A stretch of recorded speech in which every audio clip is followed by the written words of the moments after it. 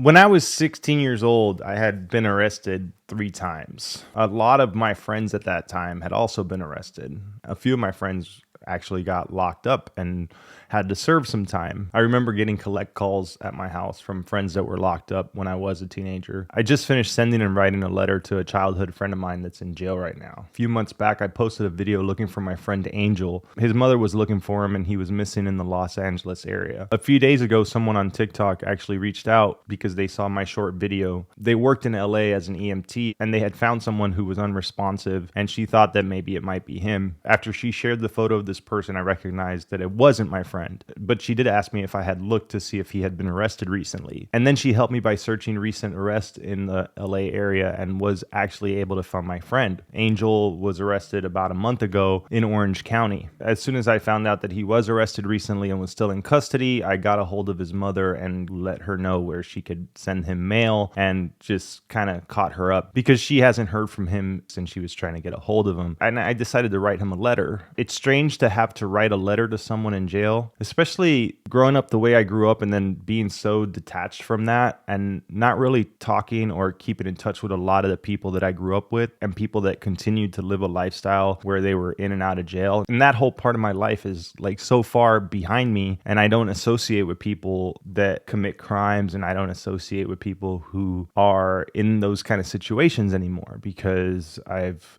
grown out of it. But Angel's a really good friend of mine. I've known him since I was really young, and we were really close at one point. And I mentioned in that video when I was looking for him that it felt a lot like when his mom used to call me looking for him because he would always kind of go missing when we were younger, just out and about getting into trouble. Having to write this letter reminded me a lot of when I used to get phone calls from people that I knew that were in jail at my house when I was a teenager, and brought back a lot of like old memories. And as I was writing the letter, I got a little emotional. It's hard not to when you have people that were in your life at one point in time that you have history with and that you cared about and care about because they're just like a brother to me. And having to write a letter trying to give some motivation and encouragement to someone who you haven't talked to in a few years and you have no idea like how they're doing, and writing reminiscent thoughts and inspirational things like, don't worry,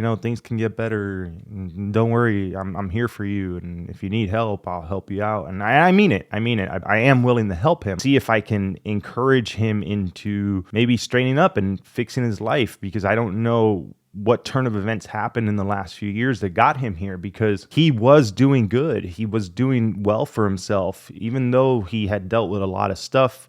And even though he had a history of addiction and he had an arrest record, he still held down a good job, and he was doing good until like he and his wife split and all that stuff that happened. And I don't know what series of events or what other series of events beyond just him separating with his wife and going through some stuff like has led him to where he's at now. And I don't know like what state of mind he's in. I don't know who he is because I haven't talked to him in a while, but I know who he was, and I still think of him as the person I knew when I was a teenager, right? It's really hard to have to do stuff like that. It's really strange and hard to explain like all the different thoughts that go through your head when you're writing a letter to someone who's in jail, all the things that you want to tell them with the hopes of them doing better or potentially trying to do better when they get out. And I don't know why I wanted to make this video. What came to mind was the detachment that I've had from that kind of lifestyle and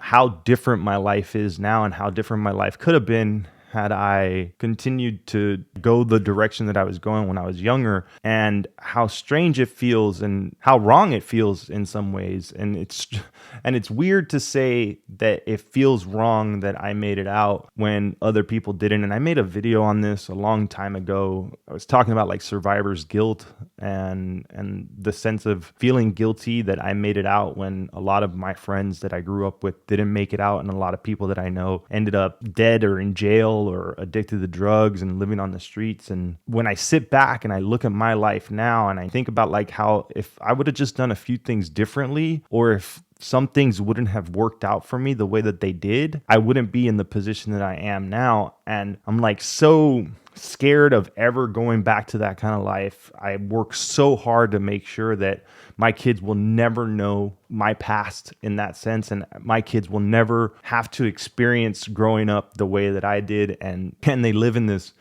perfect little world, in this perfect little bubble in middle class suburbia with the cookie cutter houses and the white picket fences and the stable family with the mom that's able to stay home and the dog and the toys and the trips and all the stuff that we do. And to think that friends of mine that are so close or were so close to me at one point are living just completely different lives. I say that a lot of my friends didn't make it out, and I mean it. There's a few that have done well for themselves, that work blue collar jobs, and maybe a few of them work white collar jobs, and they've survived, as well as they can survive. But a lot of them just never made it out, never wanted to, never understood that there was life outside of the neighborhood. They never understood that there was more to life than the small little area that they grew up in. I see some people who still kind of follow on Facebook, even though I'm not active on there, that happen to be my friends, that I see that they're almost 40 and their mentality is still very much like their old 16-year-old selves. Children that they raised ended up being very similar to them, and like that cycle keeps repeating itself. And how I'm just trying so hard to make sure that that doesn't happen with my kids, and to let them have all the things that I could have never had, and to pull myself away from a lifestyle and a world that is so alien to me now. Getting those reality checks from having to write someone a letter in jail. I forget who I am sometimes. I forget how I grew up sometimes. And you wouldn't guess it if you didn't know that I was a little Cuban kid from Miami, and you wouldn't guess that my first language was Spanish, and you wouldn't guess that a lot of my friends that I grew up with were Spanish and black, and you wouldn't guess that I grew up in a completely different world, and I was a completely different person 20 years ago, right? And 20 years is such a long time. In my mind, when I start thinking about it, it doesn't feel like it was that long ago. It's not too long ago that I had gold teeth in my mouth. It's not too long ago that I was stealing cars and doing drugs every day and committing crimes and getting into fights and getting into a lot of trouble and destroying my life. And I've worked so hard to improve my life now that it feels strange to even think about. And it hurts to know that I got a lot of people that I once knew that I don't talk to anymore. I can't associate with them because I have nothing in common with them anymore. But when someone who is really close to you needs help, you can't just turn your back on that. I really hope that I hear back from him. I really hope that he's able to turn his life around. I really hope that I'm able to help him if I can. And even though I'm not who I used to be, in a weird way, I still am. And if I have conversations with old friends and those old stories come up, and it's like nothing ever changed, but everything has changed. It's just weird. I'm not doing a good job trying to articulate my thoughts right now. I'm really just trying to talk it out. It's something that really hit me hard when I was writing that letter. And it's just something that feels like I wouldn't be doing right now when I'm almost 40, especially how much I've changed my life and have gotten away from people and that atmosphere and environment of having friends and people I know that are criminals. Nonetheless, I would feel wrong if I didn't try to help. I mean it. I put $20 on a prepaid calling card service that they use in the LA jails, and I'm not sure if he even knows about it because I don't know if they let him know, and that's why I wrote him the letter. And I don't mean to digress and go off topic with that. I'm just trying to say that I am willing to help him, and hopefully I hear back from him. And this is kind of like a little update video. Shout out to that person on TikTok that reached out to me. I really appreciate. There's so many people out there that are willing to help. And I'm glad that I put that video out, because had I not, I wouldn't have heard from that person, and they wouldn't have helped me search for them in jail, and I wouldn't have found out that Angel was not living on the streets anymore, and I wouldn't have been able to send them a letter, and I wouldn't have been able to update his mom and give her a little bit of peace of mind that he's not at least living on the streets and he's in jail, which I don't know if that's any better. I think it is. I want to say he's safer in jail than he would be on the streets. I just wish things didn't have to be the way that they are. And I wish that I didn't have to grow up the way I grew up. And I wish that my friends that I grew up with didn't have to go through the shit that they had to go through, and the shit that I had to go through, and the shit that so many people have to go through. I tend to forget about because I don't live in that world anymore. With all that said, that's all I wanted to say. I'm making videos that aren't necessarily helpful to people, but I know that some of you out there come from similar backgrounds to me and maybe have experienced something like this recently or in the past and have felt the way that I feel. And sharing this just makes it feel like we're not alone, I guess. I just wanted to make this video because I wanted to make this video. And in some way, I hope it's helpful to someone out there. Thanks for watching, and I'll see you next time. I wasn't originally planning on reading the letter, but I figured after editing the video, not including the letter in the video kind of felt strange since the video was about me writing this letter. And while there are some personal things here, there's nothing that I can't say on camera. And I decided that I was going to add it here at the last minute after I edited the original video. So here you go. I started off the letter by saying, I'm not sure if this is the right Angel and his last name, but I hope it is. And I hope if you receive this letter, you respond.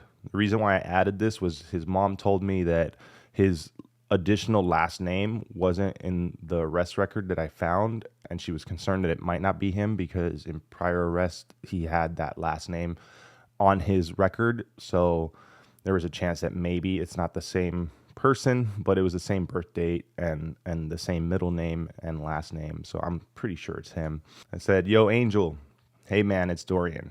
But you probably already figured that out from my name and address on the letter. I'm typing this letter out because I typed faster than I can write. So I'm sorry if it doesn't feel as personal because of that, but please know that I'm writing you from the heart. Your mom reached out to me a few months back because she heard that you were released from jail and she couldn't get a hold of you.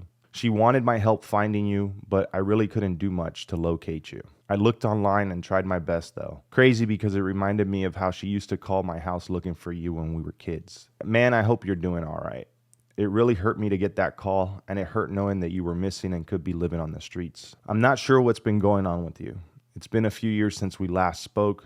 I know you've been through a lot, and we share a lot of the same struggles and have similar past. I'm just hoping that you're doing okay. Dude, you're one of my first friends ever. We go way back, and I want to help you however I can. I make YouTube videos now, and I made a video about you when your mom reached out to me because it was the only thing that I can think of doing to try to find you. In that video, I talked about a lot of the things that we used to do, the trouble we used to get into, and all of our crazy times. It brought back a lot of memories, like us catching the bus and the Metro Rail to the Omni Mall, then missing the last bus and walking home through Overtown late at night. Or spending the weekend at your grandma's house on New Year's Eve. Do you remember going to see Eminem in that little ass club at South Beach and being in the front row? Really had me thinking a lot about childhood and growing up. We were like brothers.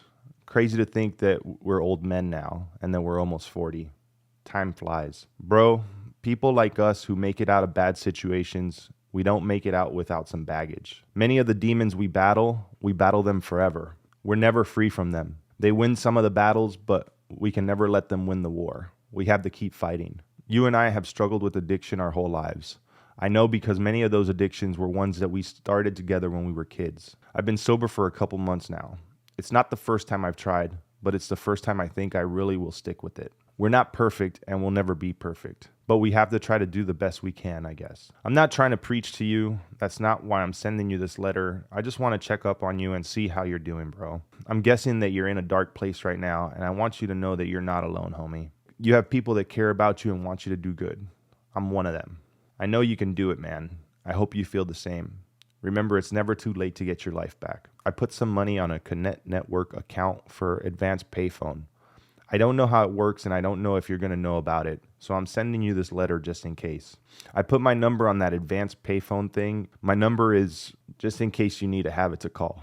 I was going to wait to hear from you before adding your mom's number to it, just to make sure it was good to go. I was trying to help her figure out how to send you mail too, so you might get something from her as well. I'm in touch with her, and I'll make sure to keep her in the loop with anything that you need me to. You know I'm not religious or anything like that, but I'm keeping you in my thoughts. You're a smart dude with a great personality and a hell of a salesman. When you get out of this situation, I want to help you plan out a way to get back on your feet. I love you, man. I hope to hear from you soon. Take care. Dorian. Yeah, so that's it. I don't know. I just wanted to add it because it felt like the right thing to do since this video is about that. And that's all I got. So thanks for watching. I'll see you next time.